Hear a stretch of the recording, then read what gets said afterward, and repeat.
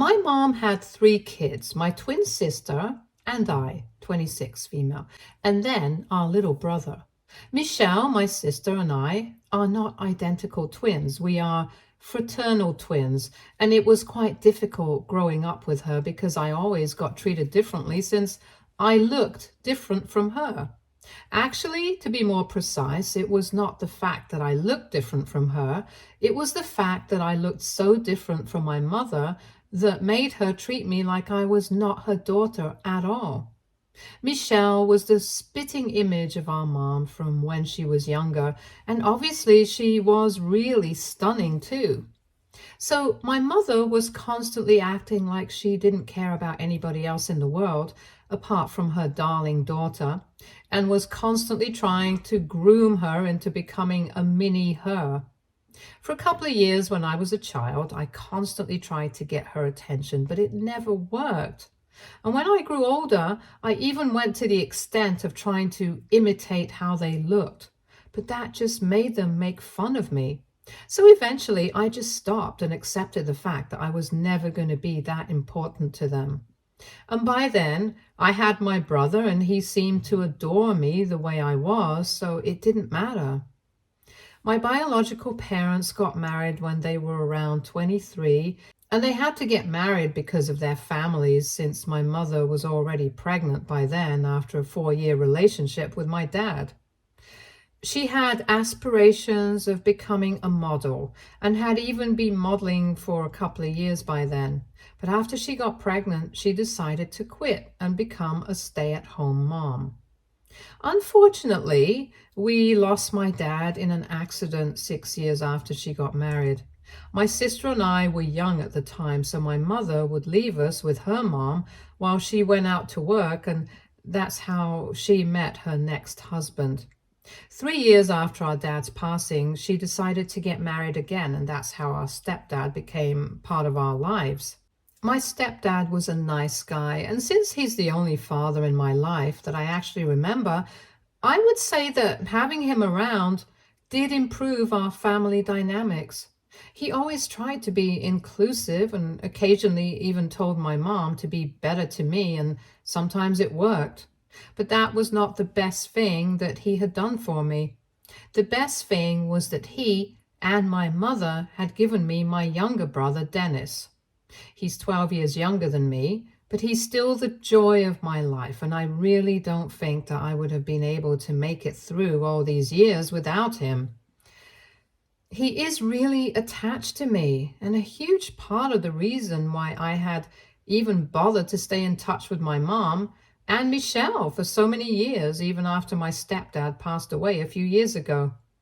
He passed away from cardiac arrest, and even though he was just in his late 50s, it did not come as a shock to any of us because he had actually been struggling with heart problems for a really long time. But then, just a few months after his demise, my mother called us both and told us that she had been diagnosed with stomach cancer, and even though she did undergo treatment for a couple of years, we lost her about 6 weeks back. After her diagnosis, both of us moved back home to be with her. But that's just what she told everybody else.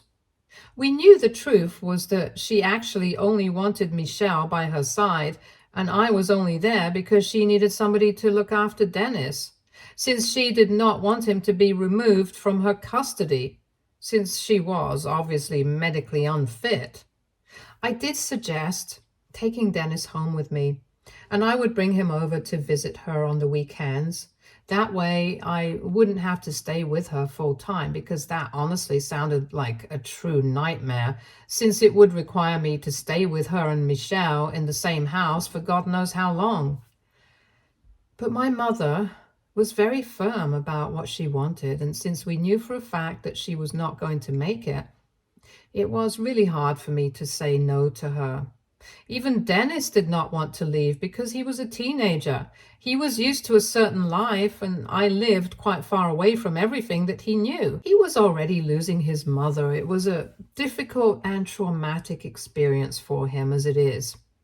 Ultimately, even I did not think it would be appropriate to remove him from my mother's custody at the time. So ever since my mother had been diagnosed, the four of us had been living in the same house.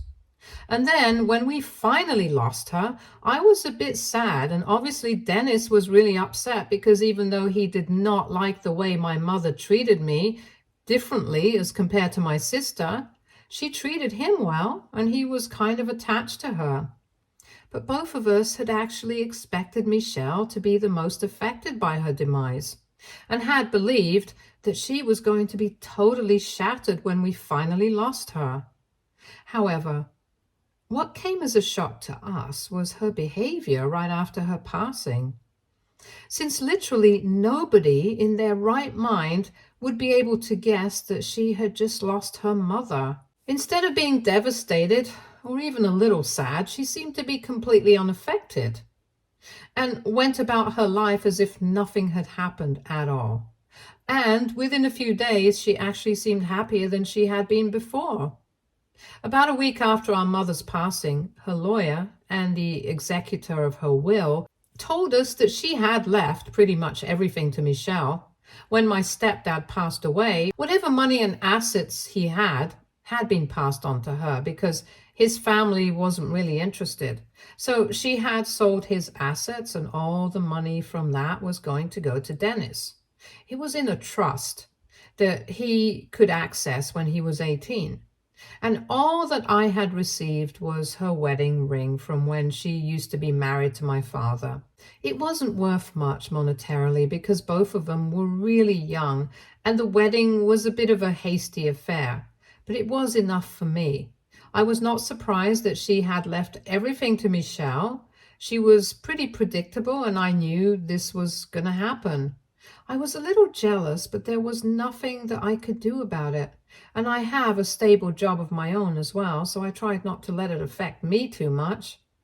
But while I had no reaction after being told that I had received pretty much nothing of financial value, Michelle actually rolled her eyes when the lawyer told her that her mother had left her everything and even a bunch of letters after she was gone. Even the lawyer seemed to be taken aback by her reaction, but did not say anything. However, I could not stop myself from asking what was going on with her, and after the lawyer had left, I decided to finally address her weird behavior. I was not confrontational or rude. I just asked her politely, and she explained to me that she had really tried to be unhappy when our mother had passed away, but she just couldn't bring herself to feel bad because all her life she had hated our mom. That statement came as a huge shock because I could have never even thought that Michelle, of all people, would hate our mother. But then she told me that our mother had apparently always pressured her to become exactly like her, without caring about what she wanted. Right from her childhood, she had been told to watch her weight, and our mother would actively monitor whatever she ate. I knew that it was true because I had seen that happening, and it wasn't just that. Our mom apparently forced her to dress up the way she wanted her to, and even did her makeup the way she liked, and constantly tried to make her look like some version of herself. She told me that for as long as we had been living with our mom, she had never been able to be herself, even for a second, because she knew that her mother wouldn't like it. And she had seen how our mom treated me. So she did not want to get on her bad side by being disobedient, which is why she always went along with whatever our mother told her without any complaint. She was aware of the fact that it would definitely pay off if she stayed on our mom's good side because my mom actually used to make a decent amount of money. After my mom got remarried, she quit her job again to stay home and take care of us. But a little after my brother was born, my mom and my stepdad decided that she was going to go back to work again because they needed the money to finance raising 3 kids. However, instead of taking up some conventional job, my mother decided that she was going to start life coaching. Basically, she was going to tell rich people basic things that they could have learned by themselves if they just looked up inspirational quotes on Google or whatever. It was a total scam, but it was her friend's business and she had been hired. because rich people like to throw money at random stuff, and their business actually ended up doing well, and she became a partner eventually. This is what she had been doing to earn money until her diagnosis, after which she decided to quit, but still continued to make some passive income from it. I think at the time of her passing, she was richer than my stepdad had been earlier. So, of course, it's a lot of money that is going to Michelle.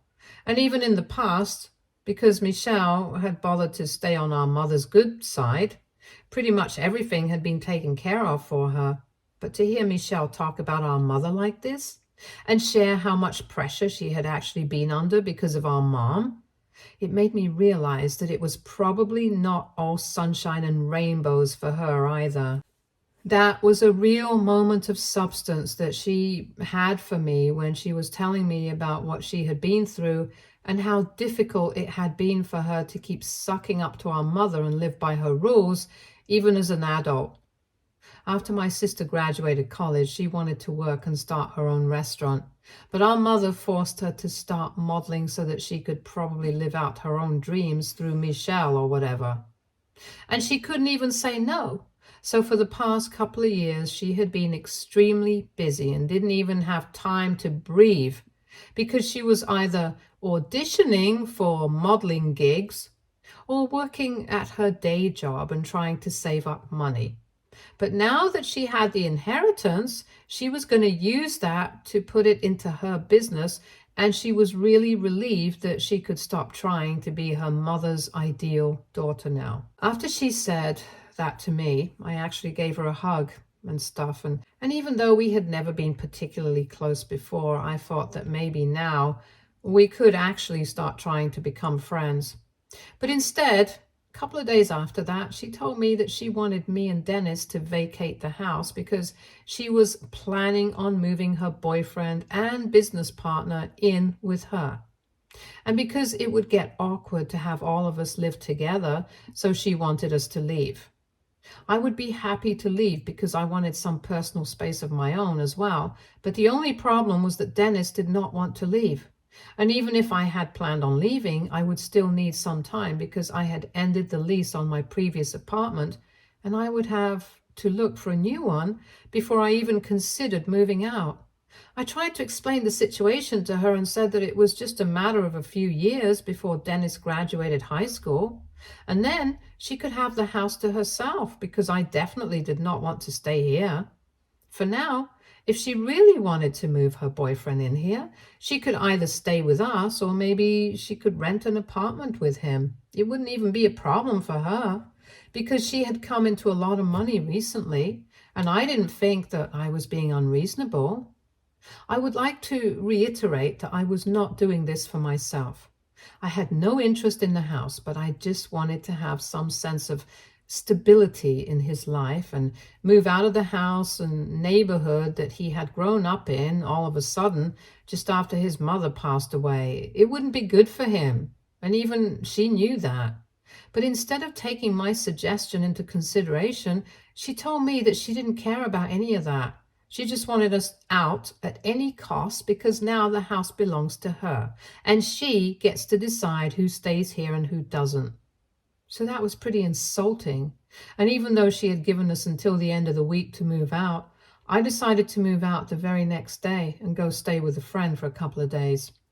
Dennis came along with me without any complaints because I had explained the situation to him and I hadn't even bothered to hide anything that Michelle had said, because I wanted him to know exactly what kind of person Michelle was, so he would learn not to hope for better behavior from her. I had thought that we might be able to bond after she confessed that she had hated our mother and being a little vulnerable. But then she kicked us out of the house, and I learned my lesson. After we left, I had absolutely no contact with her because it did not seem necessary anymore. Dennis was with me, and even though he was not really happy about the situation, he had made his peace with it since we couldn't really do anything about it now. It's been close to a week of no contact with Michelle, but yesterday she called me up and started crying hysterically on the phone because apparently she had given away something extremely important, and now She wanted my help to have a return to her. And that's why I feel like I'm very confused about what to do, because the thing that she had given away was my mom's jewelry box. It was all incredibly expensive stuff that my mother had bought for herself over the years, and she would occasionally wear these things. So they had stayed with her in the house itself instead of bank lockers. She kept it in a wooden box in her closet, which was pretty ugly to look at. And it would be hard to believe that she would keep important things in that box, probably so that nobody would take it. And I guess that's why Michelle hadn't been mindful while giving away our mom's belongings, so that she could get rid of everything in her room and make space for her boyfriend to move in with her, since that was the biggest room in the house. But now she had realized that she had carelessly given it away, and she had been stupid enough to tell her friend, who had received the box, about what it contained. And now her friend was refusing to return it to her. I found it really confusing that she was calling me for this and not a lawyer, because as far as I was concerned, she could just take this friend of hers to court, and I'm pretty sure that the will would help her get it back without much of a challenge. So I told her to talk to a lawyer and not to me. But then she told me that she couldn't possibly take this to court because apparently this friend is her boyfriend's sister. And he has made it very clear that Michelle can try whatever she wants to get the jewelry back, but he believes that once a gift has been given away, it's impolite to ask for it back. He has also told her that if she tries to take this to court, he's going to dump her immediately, and their relationship and business together will be off forever. She can't even speak to anybody else about this because she knows that if her boyfriend finds out, he will leave her for trying to ruin his family's reputation. So with nobody else to go to, she decided to call me and start begging me to help her out somehow.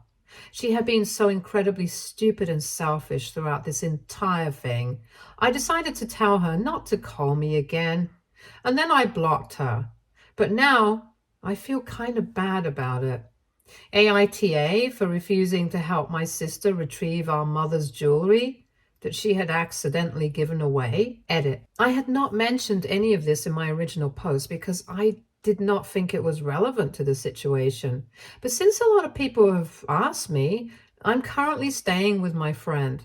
Dennis is also with me since I'm his legal guardian.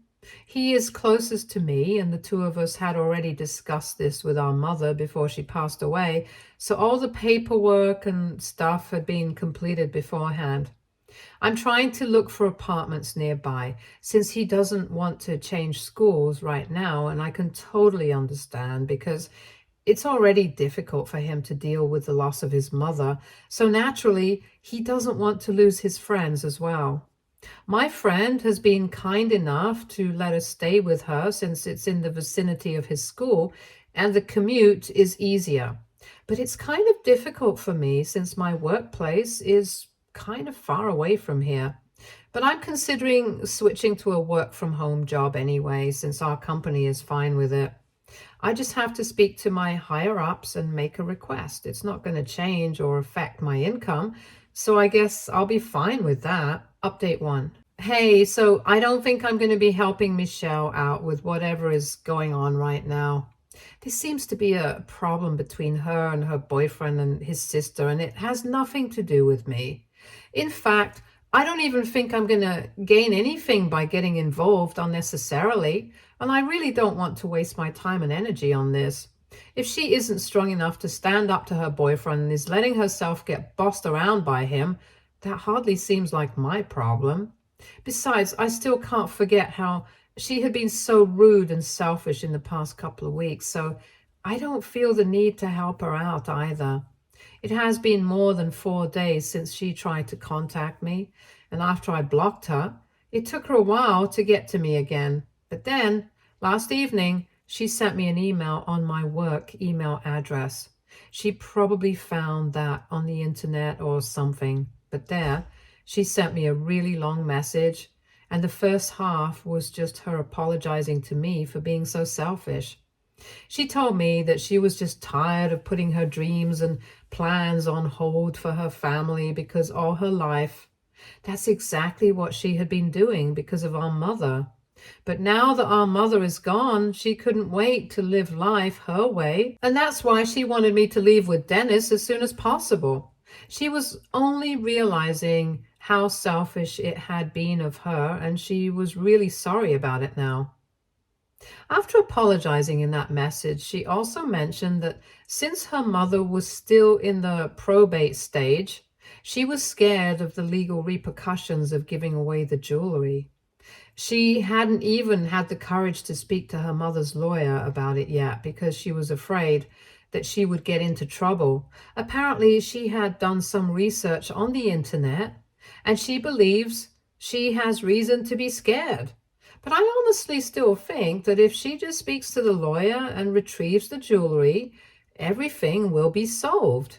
I've never dealt with the law myself, but I have this thing called common sense, and I like to use it. And I wish she would too. I don't understand why she's still reaching out to me because neither do I know her boyfriend, nor do I know his sister. So I really don't understand what she expects me to do about this problem. I found the entire email really annoying because throughout it, she was just whining about how difficult the situation was for her and how she did not want to lose anybody.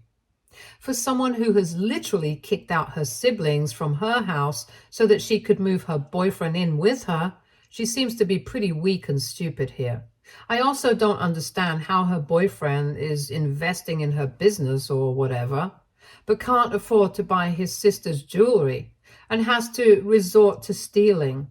Technically, I would call it stealing because Michelle has made it pretty clear that she didn't think there was anything significant in that box, and that's why she had given it away in a hurry.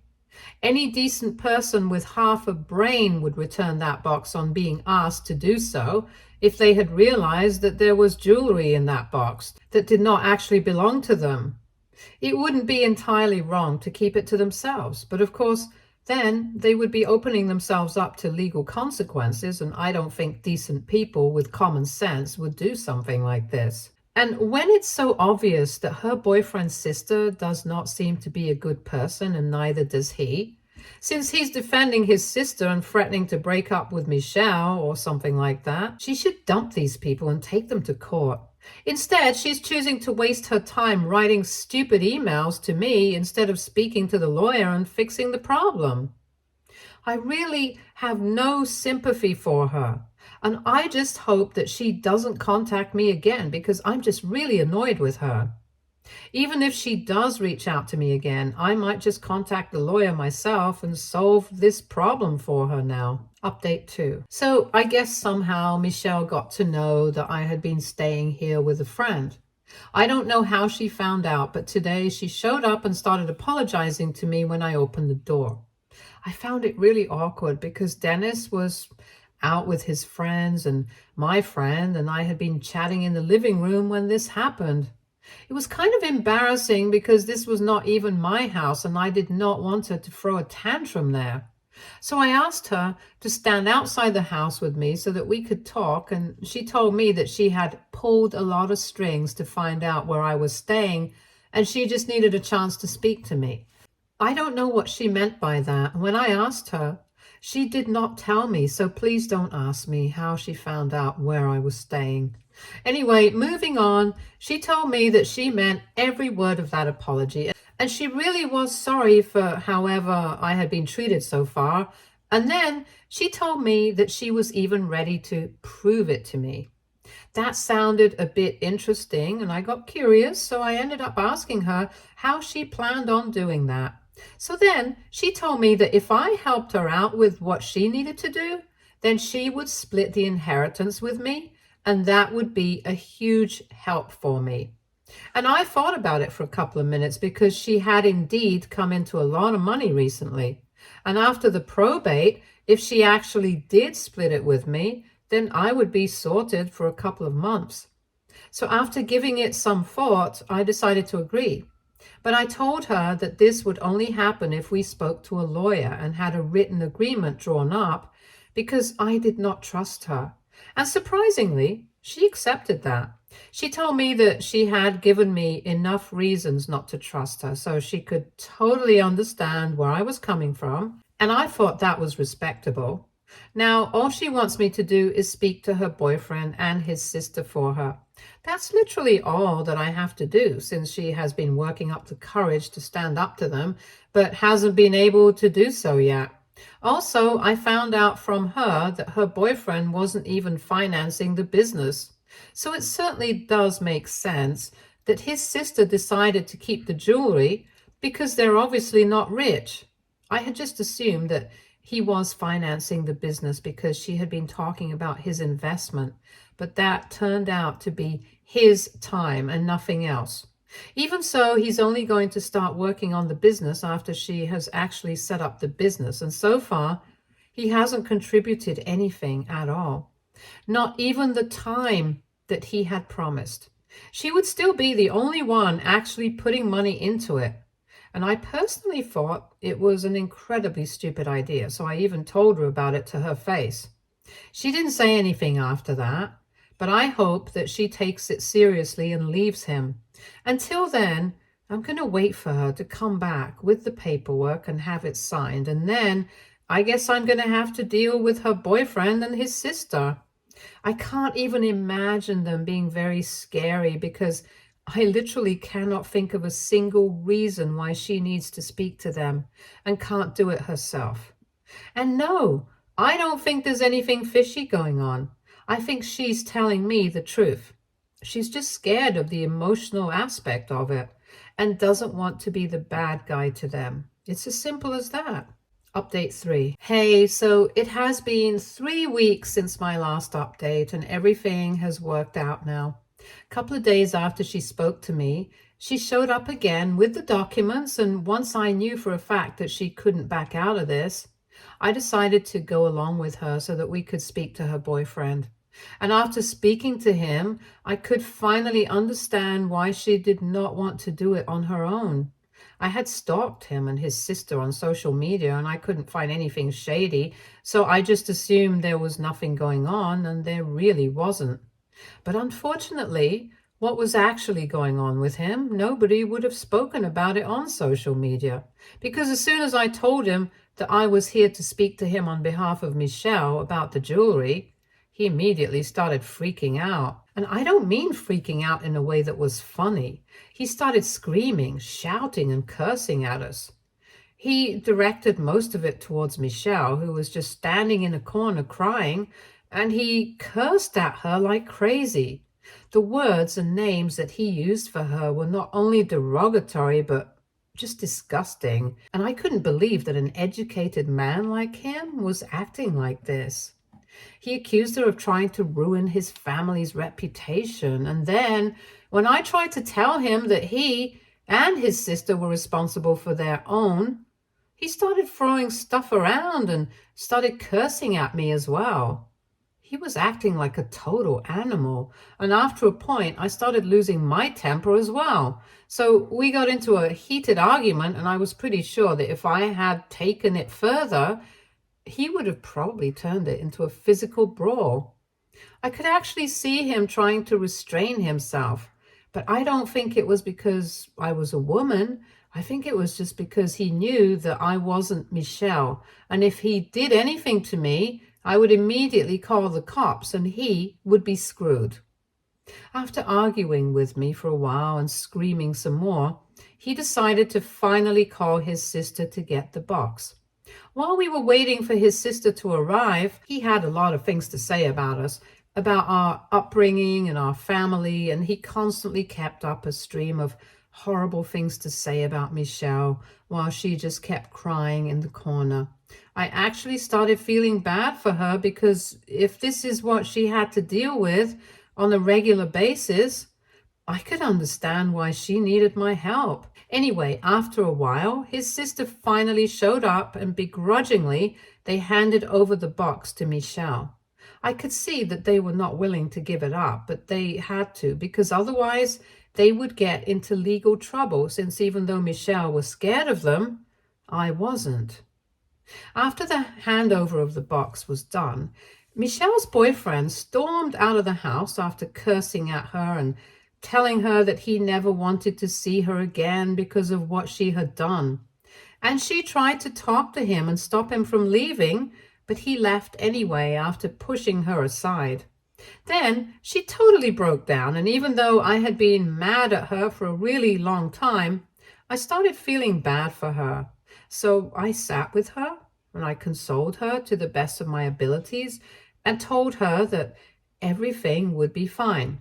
She apologized to me for everything that she had put me through, and since then we have managed to stay on good terms with each other. True to her word, she has told me that as soon as she receives the inheritance, she's going to be splitting it with me. And we are trying to build a stronger relationship now. Dennis and I have also moved out of my friend's apartment. And even though Michelle has invited us back to stay with her, I think a few weeks apart before we do that will do us all some good. Right now, I just want to feel things out and see how they go. But hopefully, we will be able to work it all out soon. Stay tuned for more stories from Argo Relationships.